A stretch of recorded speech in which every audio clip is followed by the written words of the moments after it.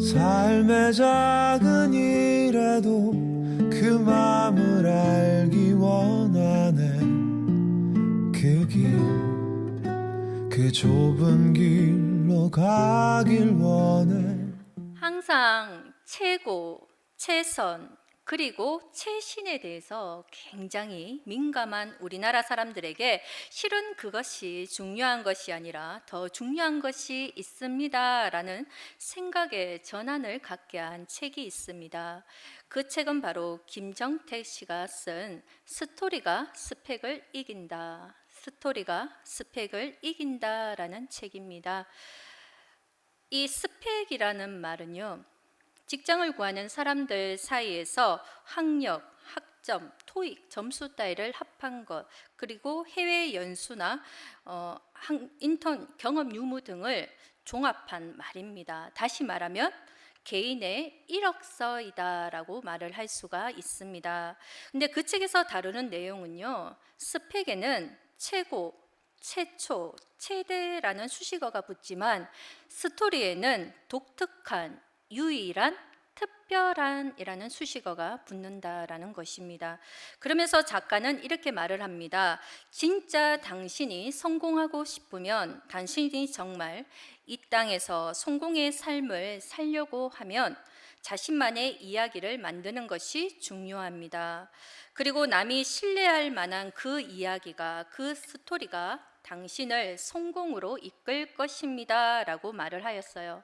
이것이 많은 사람들에게 새로운 공감을 주었습니다. 저도 이 책을 읽으면서 정말 그렇겠구나 라는 생각을 가지게 되었습니다. 여러분, 우리나라에서 최고로 높은 빌딩은 123층인 롯데월드 타워입니다. 근데 사실 이 롯데월드 타워가 세워지기 전에는 누구나 할 거 없이 우리나라에서 높은 빌딩은 63 빌딩이었습니다. 하지만 현재 1위인 이 롯데월드 타워보다 더 그런데 높은 빌딩이 세워지면 더 이상 최고도 최신도 아니다라는 것이죠. 이것이 스펙의 한계점이다라는 것입니다. 그런데요, 유럽에 벌써 사진이 나왔는데, 유럽의 네덜란드 암스테르담 그 운하 옆에 암바사드라는 호텔이 아주 작은 부티크 호텔입니다. 저도 한번 가보고 싶은 호텔인데요. 그런데 이곳은요, 책가 그리고 예술을 좋아하는 사람들에게 인기가 있는 호텔입니다. 앞서 사진을 봐도 아시겠지만 조그마한 호텔입니다. 그런데 계속해서 이곳이 값어치가 있고 그리고 많은 사람들이 방문하는 이유는 무엇일까요? 최신이라서? 최고라서? 가장 높아서? 아닙니다. 여전히 시설은 미흡하고 그리고 시설은 낡아 있지만 오랜 시간 그곳에 머물렀던 사람들의 이야기가 쌓여 있다라는 것입니다. 그리고 그것을 자랑스럽게 여기는 이들이 있기 때문에 그것은 늘 많은 사람들에게 최고의 호텔로 인정을 받고 있습니다. 여러분, 이것이 바로 스토리 이야기다라는 것입니다. 그러니까 어찌 보면 우리가 속고 사는 것이라는 것이죠. 항상 최고, 최신이 성공의 비결 같지만 진짜 나만의 이야기를 만드는 것이 어떻게 보면 인생을 성공할 수 있고 새롭게 만들 수 있는 축복이 된다라는 것입니다. 그렇게 볼 때 우리의 신앙도 마찬가지인 것 같습니다. 교회에서 집사의 직분을 받는다, 권사의 직분을 받는다, 또는 장로가 된다. 이 직분을 쌓는 것이, 이 직분의 스펙이 하나님 앞에 나아갔을 때에 칭찬을 받는 도구가 될 수 있다라고 우리는 생각할 수 있습니다. 그러나 그것보다 하나님과 나만의 영적인 스토리를 만들어가는 사람, 그것에 대해서 끊임없이 스토리를 아름답게 만들어가기 위해서 나아가는 사람, 그 사람이 하나님 앞에 섰을 때에 진짜 인정받는 사람이 될 수 있을 것이다 라는 확신이 듭니다. 저는 내주하시는 성령님을 알기 전까지 저에게 성령에 대한 갈급함이 있었습니다. 그래서 기도도 많이 하고요. 주여! 주여! 주여!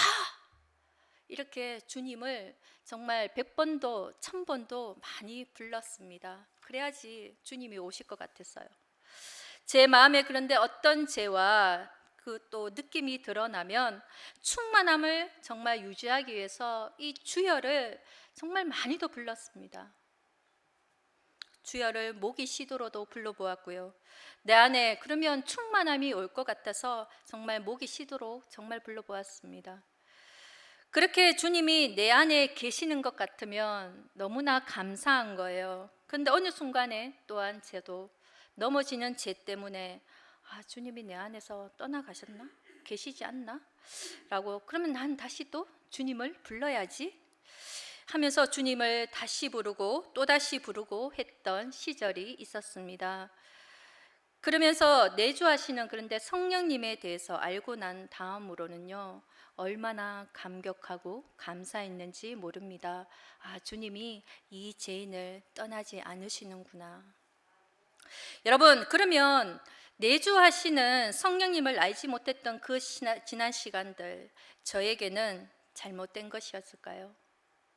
빨리 깨달았으면 좋았을 것인데 라는 그러한 생각이 드십니까? 근데 저는 그 시간이 더 저와 주님과의 아름다운 이야기를 만들어가는 시간이 되었고, 또 그 시간이 제 안에는 간증이 되었습니다. 어떤 성도님은 우리 주님과의 행복한 동행에 대해서 비교적 빨리 눈을 뜨시는 분도 계십니다. 근데 혹시 그렇지 않고 넘어지고 또 쓰러지고 또다시 일어난다 할지라도 근데 분명한 한 가지만 아시면 됩니다. 여전히 어린아이와 같이 미숙하지만 주님을 알아가고자 하는 그 이야기를 결코 멈추지 마시라는 것입니다. 성경을 보면 이 아름다운 이야기, 주님과의 아름다운 이야기를 이어간 많은 사람들이 있는데요. 그 중에서 대표적인 사람이 오늘 본문에 나온 다윗입니다.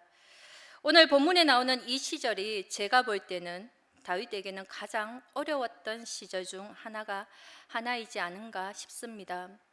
오늘 우리는 역대상 10장 14절에서 11장 3절까지 읽었습니다.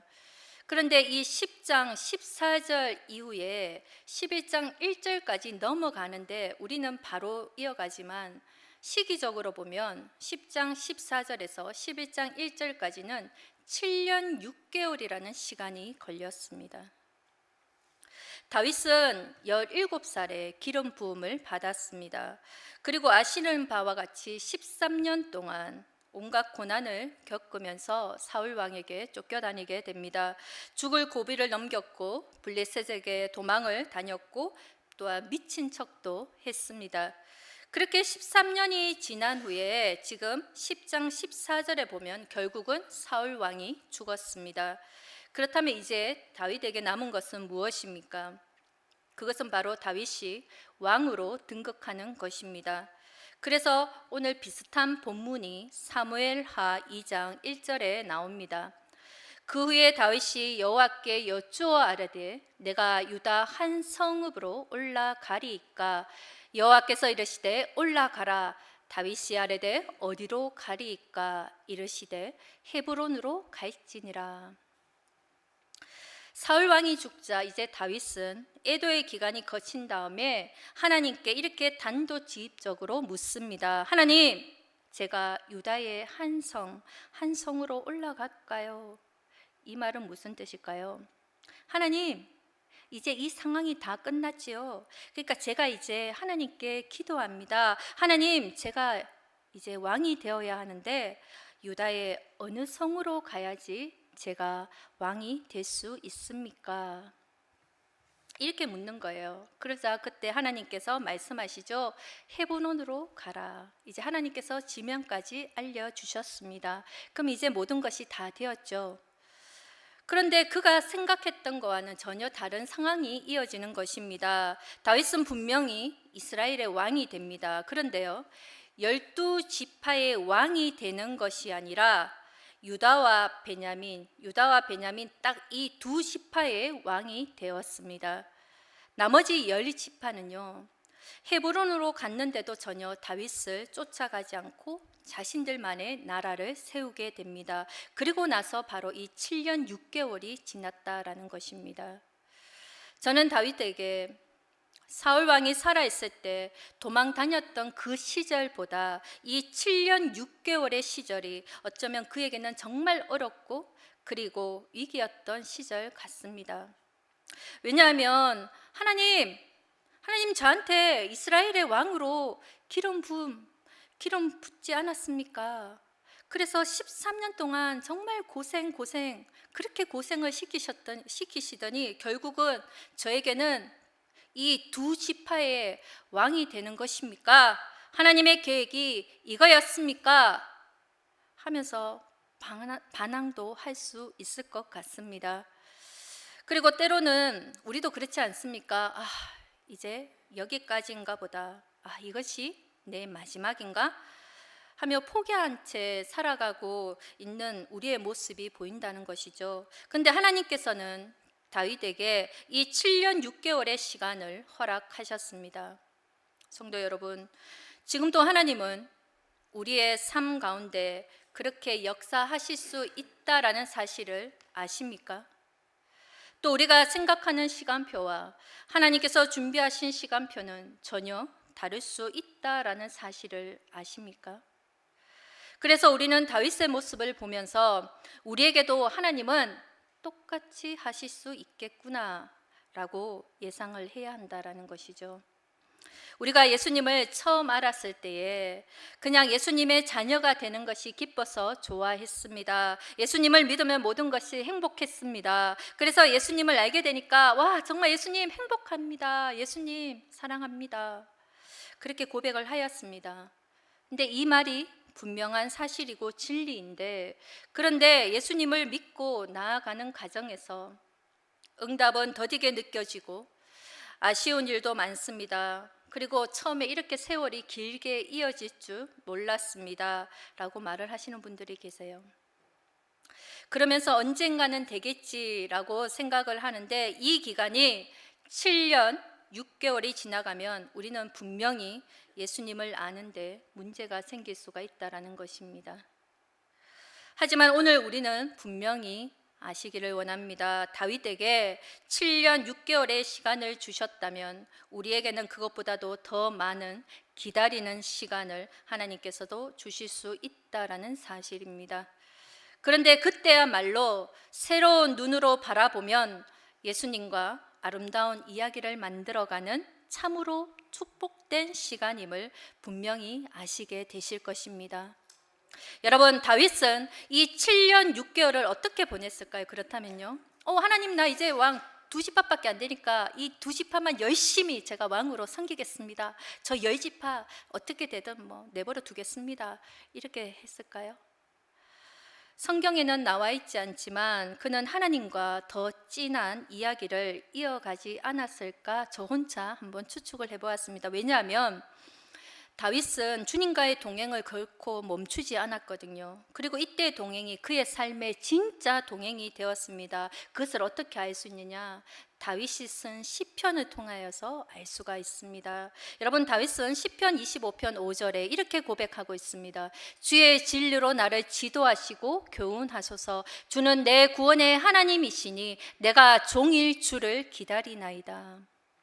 다윗은 주님이 나의 하나님이시기 때문에 내가 종일 주님을 기다린다라고 이야기를 합니다. 그리고 시편 37편 7절에 또 이렇게 이야기합니다. 여호와 앞에 잠잠하고 참고 기다리라. 자기같이 형통하며 악한 길을 이루는 자 때문에 불평하지 말지어다. 그러면서 시편 130편 6절에 이렇게 이야기합니다. 파수꾼이 아침을 기다림보다 내 영혼이 주를 더 기다리나니 참으로 파수꾼이 아침을 기다림보다 더하도다. 이 말은요, 주님 파수꾼이 피곤하여서 언제 아침이 오나 하면서 저 해 뜨는 쪽을 바라보는 것처럼 저도 주님을 바라보며 그 파수꾼보다 더 간절한 마음으로 주님을 기다리고 있습니다 라는 고백입니다. 그러면서 시편 40편 1절에 그는 이 고백을 이렇게 마지막으로 결론 짓고 있는데요. 내가 여호와를 기다리고 기다렸더니 귀를 기울이사 나의 부르짖음을 들으셨도다. 그러면서 3절은 이 기다림의 시간 속에서 다윗은 어떻게 고백하고 있냐면요, 새 노래 곧 우리 하나님께 올릴 찬송을 내 입에 두셨으니 라고 합니다. 여러분, 다윗은 그렇다면 어떻게 고백을 하고 있냐면요, 주님, 제가 주님을 기다립니다. 주님의 일하심을 기대합니다. 주님께서 내 안에 역사하심을 기대합니다. 주님이 무엇이라고 말씀하실지 제가 너무나 기대가 됩니다. 그러나 주님, 제가 그냥 기다리는 것이 아니라 주님 기다리면서 내 안에 계신 주님을 찬송하면서 제가 기다립니다.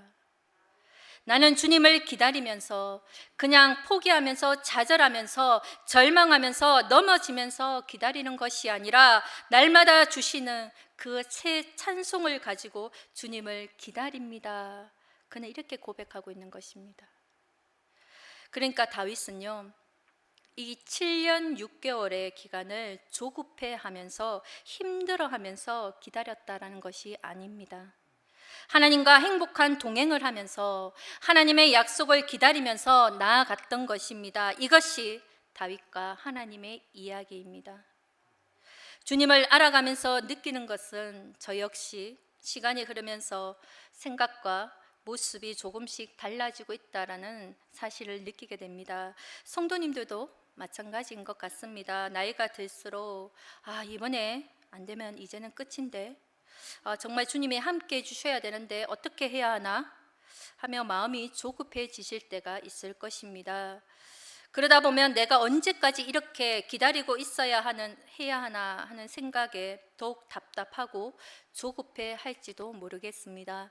그런데 그때 상황에 넘어지지 말고 내가 여호와를 기다리고 기다렸더니 내 입에 찬송을 올렸나이다, 이 고백을 하면서 이 기다림의 시간이 길어지면 길어질수록 주님이 나와 더 동행하시기를, 행복한 시간을 나에게 더 주시기를 원하시는구나, 이렇게 생각하는 눈이 열려야 한다라는 것입니다. 넘어지고 조급함이 있더라도 이 시기가 주님과 동행하는 시기임을 그 생각만큼은 결코 버리시면 안 된다라는 것입니다. 이제 여러분 아시지 않습니까? 그동안 내 생각대로 이렇게도 해보고 저렇게도 해보고 다 실패해 보지 않으셨습니까? 그래서 결국에는 남는 것이 아무것도 없잖아요. 그러니까 오히려 이럴 때일수록 우리는 어설픈 신앙생활을 하면 안 된다라는 것입니다. 말씀에 대한 분별력도 더 철저히 받으셔야 하고요, 이럴 때일수록 여러분들 안에 계시는, 내 안에 계시는 예수님의 인도를 철저하게 받으셔야 한다라는 것입니다. 이렇게 훈련받고 믿음으로 나아간다면 언젠간 우리 앞에 죽고 사는 문제가 우리 앞에 펼쳐질 때에 그때 비로소 하나님의 참된 인도하심을 받을 수가 있는 것입니다. 여러분, 그럴 때일수록 내가 정말 잘해왔구나, 내가 정말 하나님께서 이 시기에 하나님을 바라보는 훈련을 왜 이때에 시키셨는지 바로 이때를 위함이었구나 라는 것을 여러분 분명히 알 때가 있습니다. 하지만 저는 오늘 이 본문의 말씀을 하나하나 묵상해 가면서 우리 주님이 바로 이 기간을 두고 주님만 바라보게 했던 이 시기가, 그런데요, 궁극적으로 나만을 위한 것은 아니다라는 것을 분명히 알았습니다. 바로 여러분과 저를 위해서도 하지만 하나님께서는 많은 믿지 않는 세상 사람들을 위해서 이 기간을 주님은 분명히 주셨다라는 것을 알 수가 있습니다.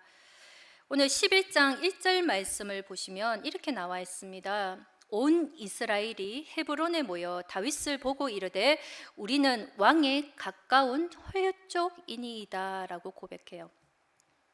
여러분, 그 앞에 제가 7년 6개월이 지났다 했지 않습니까? 7년 6개월 동안은 다윗은 우리의 왕이 아니야, 언제 우리가 다윗을 왕으로 세웠어 하면서 10지파가 다윗에게 나오지 않았어요. 그런데 그렇게 따르지 않을 때는 언제고 지금 와서 이들의 고백은 입에 발린 말을 하는 것입니다. 임금님, 당신과 우리는 아주 가까운 사이입니다. 이 10지파가요, 7년 6개월 동안 어떻게 다윗을 죽일까 고민하다가 7년 6개월이 지난 다음에는 그들이 이렇게 고백한다라는 것이죠. 원래 우리는 임금님과 친한 사이였지 않습니까? 그러면서 2절의 말씀에 보면 더 가관입니다. 2절 말씀에 보면 전에 곧 사울이 왕이 되었을 때에도 이스라엘을 거느리고 출입하게 한 자가 왕이시었고 왕의 하나님 여호와께서도 왕에게 말씀하시기를 내가 내 백성 이스라엘의 목자가 되며 내 백성 이스라엘의 주권자가 되리라 하셨나이다 하니라. 이 말은 무슨 말이냐면요, 우리가 분명히 확신하건대 당신이 사울 왕에게 쫓길 때에도 그 13년의 세월 기간에도 당신은 원래 우리의 왕이었습니다 라는 고백이에요. 아니 17세에 17살 때에 사무엘이 당신에게 기름을 부었을 때부터 지금 벌써 20년의 세월이 지난 지금까지도 다른 사람이 왕이 아니라 당신이 우리의 왕입니다 라는 고백이에요. 이 10지파가요.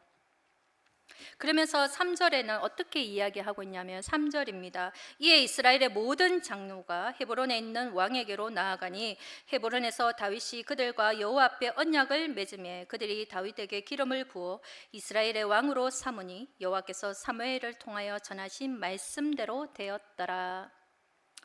바로 하나님의 약속, 사무엘을 통해서 내가 왕이 될 것이다 라는 이 약속이요, 20년이 지났지만 결국은 응답되었다. 하나님의 약속이 20년이 지났지만 결국은 성취되었다라는 사실을 오늘 본문 3절에서 우리에게 알려주고 있습니다.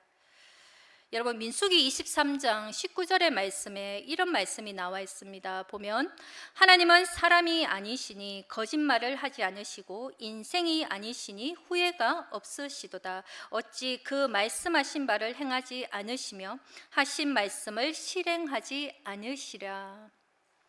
하나님은 우리처럼 사람이 아니고 우리처럼 인생이 아니어서 우리는 바뀌고 변하지만 하나님의 약속은, 하나님께서 약속했던 그 놀라운 사실은 결코 변치 않는다라는 사실입니다. 저와 여러분에게 하신 축복의 통록의 약속은, 새로운 이스라엘의 약속은, 새로운 제사장의 약속은 여전히 우리가 넘어지고 쓰러지지만 우리를 반드시 세우시고 그 약속을 이루는 통로로 우리를 반드시 자녀 삼으시겠다라는 사실입니다. 여러분, 이 말을 믿으십니까? 아멘입니다. 아멘입니다. 여러분, 기도의 능력이라는 책을 쓰신 E.M. 바운주 목사님은 이 말을 가지고 이렇게 말을 하였습니다. 그리스도인들에게는 하나님을 알 수 있는 이 성경이 있습니다. 그러나 믿지 않는 자들에게는 그들이 볼 수 있는 유일한 성경이 있는데 그가 바로 당신 그리스도인이십니다 라고요. 너무나 무거운 말이기도 하고 너무나 대단한 말이기도 합니다.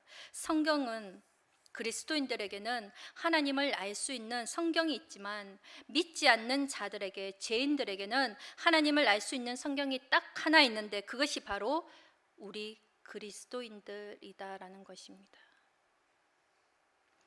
이스라엘이 눈이 어둡고 잘 알지 못했을 때에 그들이 하나님의 약속의 성취를 볼 수 있는 유일한 증인이요, 바로 다윗이었습니다. 다윗이 어느 때이든지 하나님과 동행하며 주님의 인도하심을 받았기 때문에 그들에게는 다윗은 정말 하나님의 약속의 증인이구나, 하나님이 세우신 왕이시구나 라고 그들은 이 7년 6개월이 지나서, 아니 13년 7년 다 해서 20년의 세월이 지나면서 정확하게 알 수가 있었다라는 사실입니다. 사랑하는 여러분, 분명한 것은요, 우리가 속도보다 중요한 것은 하나님의 인도하심을 받는 것 같습니다. 빨리 뭐가 잘 되는 것보다 더 정확하게 하나님의 인도하심을 받는 것이 잘 되는 길이고요, 증인되는 삶을 살 수 있다는 거 우리는 절대 잊어서는 안 된다라는 것입니다. 그래서 오늘 하나님은 우리에게 여전히 기다리면서 주님을 바라보는 훈련을 계속해서 주님을 바라보는 훈련을 계속 시키고 계시는 것입니다. 5만 번의 기도의 응답을 받은 기도의 용사인 조지 물러 목사님이 전생에 있어서 신조가요, 결코 하나님보다 앞서지 말라, 결코 성령님보다 앞서지 말라, 결코 기도보다 앞서지 말라라는 것이었습니다.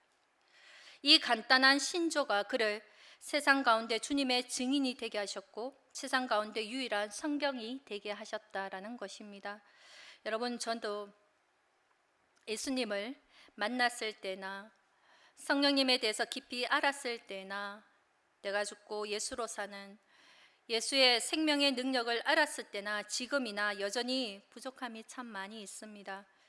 그러나 주님을 알면 알수록 진짜 이 땅에서 주님과 동행하며 천국의 삶을 누리는 것, 그것이, 그래서 그 삶이 정말 증인으로 나타내고 싶은 것, 그것이 진짜 저의 갈망이기도 합니다. 이것이 살아있는 성경이다. 당신의 삶이 살아있는 하나님의 증거다. 당신의 삶이 바로 살아있는 성경이다. 이 고백이 저도 너무나 듣고 싶습니다. 혹시 예수님을 알았는데 이것이 응답인가? 그러한 질문들이 있으시면 정말 아직은 모르겠지만 예수님을 더 알고 싶으시면, 행복한 동행을 하고 싶으시면 예수님과의 이야기를 다시 시작하는 것입니다. 여러분, 우리가 장로나 권사가, 집사가 되기 위해서 예수님을 믿게 된 것은 아니지 않습니까? 우리가 예수님을 믿게 된 것은 구원의 은혜를 얻고 천국의 소망 가운데 살아가며 이 땅에서도 주님과 동행하는 기쁨을 누리기 위해서입니다. 그리고 그 은혜의 삶 속에서 주님의 증인으로 살아가는 이야기를 만들어 가기 위함이 아닐까요? 사랑하는 성도 여러분, 다윗이 지나왔던 이 7년 6개월의 기다림을 기억하시기를 바랍니다. 그 시간은 결코 그런데 헛된 시간이 아니었다라는 것입니다. 기다림 속에서도 다윗은 하나님을 찬양했고 하나님의 때를 바라보았습니다. 우리의 삶도 때로는 넘어지고 무너질 수 있습니다. 그러나 그때마다 주님을 향한 새로운 기대를 품게 되시기를 주님의 이름으로 소망합니다. 여러분, 주님의 일하심을 신뢰하며 주님과 동행하는 삶 자체가, 아버지가 나와 함께 하신다는 그 기쁨이, 그 삶이 얼마나 큰 축복인지를 영적인 눈인 오늘 열어지시기를 주님의 이름으로 소망합니다. 기도하겠습니다.